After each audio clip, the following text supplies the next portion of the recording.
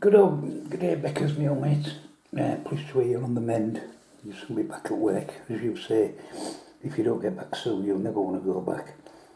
So I'm pleased to hear you're fit enough to be even contemplating going back. Now, I saw in your comments on the video on this Conquest of the Pacific, you're actually quite keen on it. And you might even invest. So before you did, I thought I'd make this private video for you to go through this learning scenario. I'll try and keep it brief, because I know what you're like. If a video goes over 3 minutes, you'll go make a drink or you'll go for a bloody dump or something and just leave it running. So I'll try and keep it short. This is the setup in the instructions. It's hard to see, but I set it up on the actual board, and at great expense. I've even made some labels to show the sea zones that match the zones on there. So if I go through what it says in the combat, this bit here, the combat movement phase, if I go through it, Japan's objectives are to conquer the southern landing zone, that's the green area, of New Guinea. The secondary objective is to industrial bomb Australia, and there's a clever mechanic for that, but we'll explain that when it happens. Sea Zone F here is going to be used by the Japanese as a staging area to protect the force from scrambling fighters, because we've got some, what would these be, Brewster Buffaloes in Oz, if it's early days, I don't know, because they can of course reach out, not as scrambling as such for, I'll come to that, because they're in the sea zone, next to sea zone D, they can go across. Right, let's get back to this. The 2 infantry and 1 artillery on Bougainville here. So we've got 2 infantry, the grey disc, and a man, and an artillery. They will get on board.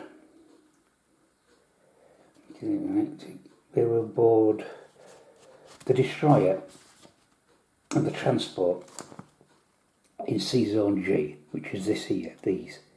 So the transport will take the artillery and 1 infantry, the destroyer will take the other infantry. And they will move with the battleship into Sea Zone F. I'm not going to move them all now, I'll switch the camera off and do that. So all this and these are going to move into Sea Zone F. Eventually they're going to move into Sea Zone C and unload there. Before they do, of course, we might have this scrambling fighters from the Aussies, which does that. The 2 infantry on New Britain, which is here, the 2 infantry, along with the armour over here, they're all going to get on this transport here. They're also going to go into F, and eventually they'll end up in C. They'll all be part of the invasion force. The 3 fighters and 2 bombers in New Britain, they're going to fly to Zone F as well. 1 fighter's going to stay there to escort all the units in that Z zone. The other 2 will fly into C Zone D to escort the bomber, which is going to be making its run on Australia. And then they will leave the bomber and fly to C Zone C to attack the naval units there, then on to attack the units on land if they succeed with that. 2 fighters will return to the carrier in Sea Zone D, because the carrier is going to be here. But I'll do all the movements, that's the first thing what's going to happen, and we'll come back and show you what happens after that. Right, we're back in. I've moved all them forces via their transports and destroyers, etc. We've cleared this area. They're all mustering now in Sea Zone F. The carrier left New Georgia, Sea Zone Z, and it's moved Sea Zone H, and it's moved into Sea Zone, that's hard to say, D. It's brought its 3 aircraft with it. There's 2 bombers there, and there's 2 fighters, the land-based fighters. Now normally, at this point, they could now move from here into Sea Zone C and land on on New Guinea. But the Allies, in this case also Australia, had the option to scramble fighters. Now, there's a number of things they can do here. The two fighters in Australia, here, they can scramble into C Zone D, where these guys are. They can't reach F, too far away. But the three fighters on New Guinea, because it's part of C Zone C, it's next door, they could attack F. So they decide, if enemy scrambles into C Zone C, blah blah blah, it will face 5 fighters, 1 bomb. Yeah, we've got all that there. The Allies decide to scramble all 5 fighters into C Zone D. So all these fighters are going to move into C Zone D to face this gaggle. And the attack goes as follows. Now remember, we've got this table on the back for attack and defence. I should just do the dice rolling what they said. So the Australian fighters go in and they roll a 3, a 3, a 4, a 5 and a 6. The 2 3s being hits, 1, 2 or 3 would be hits for the fighters. They roll 3, 3, 4, 5 and 6 are the 2 hits. In defence, the Japanese roll 1 bomber, it rolls a 2 which is no hits. The 5 fighters get a 1, 2, 2, 5 and a 6. So that's 3 hits. So America loses, the Australians lose 3 fighters, so let's take them off.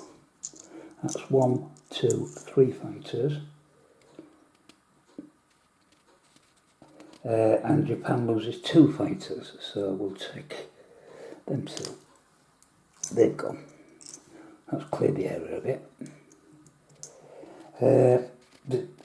The Australians retreat the 2 remaining fighters back to New Guinea. So those 2 fighters go to New Guinea. Big fat fingers. I think that. You notice they've built an airbase there as well. They must have done that. So also the Japanese have done there. So I've put the airbase markers on. And Japan's remaining units continue on their planned paths. Now, the planned path, of course, was that all this gaggle here are going to end up on the south coast of New Guinea. So I'll come back when I've done that. Back again. Right, I've tried to compact it as much as I can. All those different Japanese infantry from different places. There's a green disc, a grey disc, and an infantryman on top to show there's 5. Got a couple of aircraft here, all the transports, the battleship, etc. They're all in this C Zone C, and they're landing now. All this lot's landing on the southern edge. Now, the 2 fighters on the carrier, they can't do a scramble because they can only intercept on sea areas around the carrier, not around other land. Naval aircraft are slightly different to land aircraft can, but sea they can only protect the carrier one space out all around, and that's not in range for them. Right, industrial. So now I'm going to the combat phase. Industrial bombing. The Allies rolls answer because one of these bombers, it's got an escort with it, has moved in there. Actually, the other one stays here. Only one goes because it's going to move into there. But I'm putting another model out. Don't matter. Automatically, Australia gets an anti-aircraft gun. If it rolls a 1, that aircraft's bombed. That's destroyed without even dropping its bombs. But in this game, apparently they roll a 2. It's a miss. Now Japan rolls a D6. And whatever it rolls on that D6, this is the clever part, you take that off the money. So, for instance, I don't know, let's say the Allies were going to get $50 next turn. If they roll a 3, well, they'll only get $47. If they roll a 6, they'll only get $44. It's a clever way of showing that the infrastructure has been damaged and you're not be able to churn out so much as you would, normally. I think that's a really clever little system that I've put in with it. What else is happening? So we've got that's gone on. Yes. So So they've lost that cash. Japan now conducts its attack in Sea Zone Z. Japan has 3 transports loaded, 1 destroyer loaded, 1 SO, 4 fighters, 1 bomber, and 1 battleship. The Allies decide to include its 2 fighters on New Guinea in the sea battle, and not to try and submerge the subs, because the subs can submerge to get away from a battle. In the battle, so these aircraft are going to be involved in the battle. The sea battle goes as follows. I won't bore you with it, but basically the rolling dice to try and knock things out. You've got to do the sea battle first. Once you get that out of the way, you do the land battle.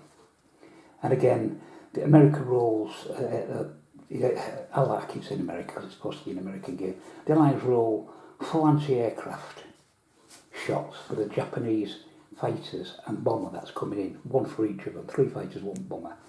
That are now over the land, they're over New Guinea. They get a 1, 3, 3 and a 5, that's just 1 hit, so the Japanese lose a fighter. Japan rolls for damage, the battleship, 4, it's a miss, and for the destroyer, 3, it's a hit. Australians removes an infantry, it does not get to return fire because it was a bombing. Japan rolls for its 5 infantry, that will show. It gets 2, 2, 4, 5 and a 6, so there's no hits, because attacking infantry only score on 1. I was going to say 1 or less, we can't get less. They only score on 1, so they've got nothing there. 1 infantry and 1 artillery. With artillery with it, that artillery can go with 1 of those infantry and pushes its number up to 2. 1 infantry, 1 artillery, it scores a 2 and a 4, so that's 1 hit. And the armour and the 2 fighters score 4, 4 and 5, they're all misses. The 1 bomber, it scores a 5, it's a miss, so it's just a total of 1 hit. So the Aussies would lose 1 infantry. Now the Aussies, they roll their 2 infantry, a 1 and a 2, 2 hits. And the 2 fighters, a 3 and a 6, which is 1 hit. So Japan loses 3 infantry, and the Aussies retreats its 2 fighters. Japan retreats its aircraft, and then you'd move on to round 2. And so it goes on like that. This one really the best bloody explanation, but if you play the game you would be removing the pieces 1 by 1 and shifting it around. Eventually the Japanese return, after they do capture the south, but the Japanese carrier aircraft return to the carrier, and the Americans who are in Sea Zone B, is next to Sea Zone D, actually scramble as the Japanese aircraft are coming back and sink the carrier. So although the Japanese captured the southern landing area in New Guinea, it was pretty costly because they lost the carrier in doing it. It wasn't the best explanation, beccas, but you can see the sort of forces you would have to gather just for one small operation like that. And all the countermeasures you can take. It really is a good game. There is so much potential for this game and what you could do with it. My brain's spinning around already with all the potential ideas that you could do. The combat system's very simple, a little bit clunky, but it works. Well, it does if I'm not explaining it. But when you're rolling dice and you actually see it, it all makes a lot more sense. And it's a good game. So if you are thinking of getting it, then I don't think you'll be disappointed, mate. Anyway, I'll shut up now because you'll be ready for a drink and a dump. So I'll speak to you later. Bye for now.